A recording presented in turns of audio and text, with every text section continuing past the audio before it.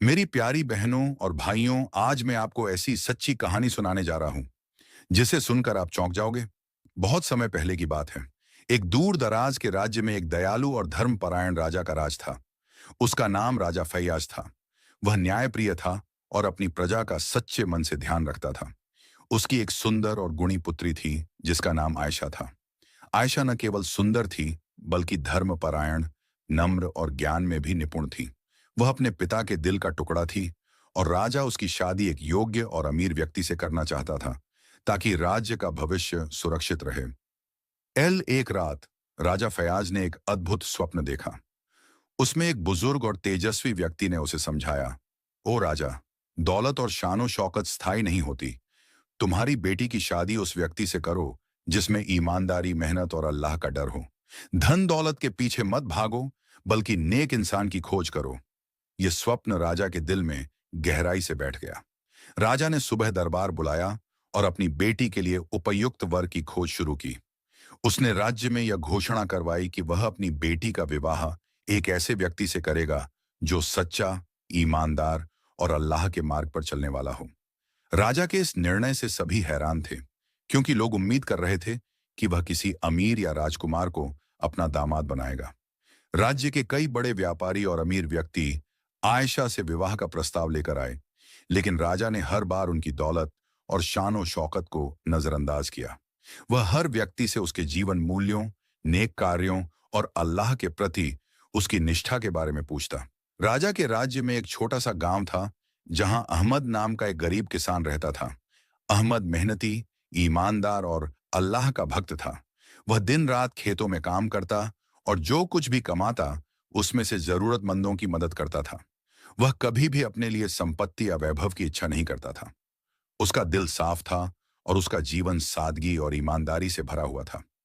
एक दिन जब राजा अपने दरबार में योग्य वर की तलाश कर रहा था, तभी किसी ने अहमद का नाम लिया।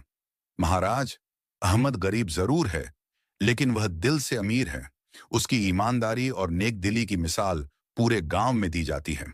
राजा ने अहमद को दरबार में बुलवाया। जब अहमद दरबार में आया तो वह सादा कपड़े पहने हुए था और उसकी आंखों में नम्रता थी। राजा ने उससे पूछा, क्या तुम्हें मालूम है कि मैं अपनी बेटी के लिए वर की तलाश कर रहा हूं? अहमद ने सिर झुकाकर कहा, जी हां महाराज, लेकिन मैं गरीब हूं। मैं आपकी बेटी के योग्य नहीं हूं। राजा ने उसकी आंखों में ईमानदारी देखी। उसने पूछा, तुम्हारे पास दौलत नहीं है, लेकिन क्या तुम्हारे दिल में अल्लाह का डर और नेक रास्ते पर चलने की नीयत है? अहमद ने दृढ़ता से उत्तर दिया, मेरा जीवन अल्लाह की रहमत है। मैं उसी पर भरोसा करता हूं और उसके बताए रास्ते पर चलने की पूरी कोशिश करता हूं। राजा फैयाज ने फैसला किया कि वह अपनी बेटी आयशा का विवाह अहमद से करेगा। जब यह खबर दरबार और पूरे राज्य में फैली तो लोग चकित रह गए। अमीर और प्रभावशाली लोग राजा के इस निर्णय की आलोचना करने लगे। जब आयशा को यह खबर दी गई तो उसने अपने पिता के फैसले को खुशी खुशी स्वीकार कर लिया।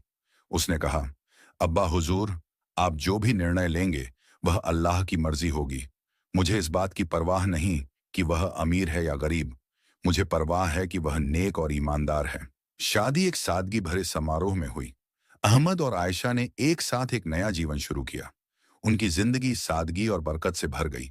अहमद की मेहनत और ईमानदारी के कारण उसे अल्लाह की रहमत मिली और धीरे धीरे उसकी जिंदगी खुशहाल हो गई।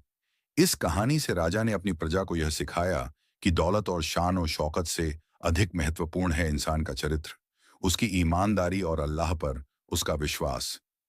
यह कहानी हमें यह भी सिखाती है कि सच्ची खुशी और सफलता केवल धन में नहीं, बल्कि नेक दिल और अच्छे कर्मों में होती है। राजा फैयाज का निर्णय एक उदाहरण बन गया।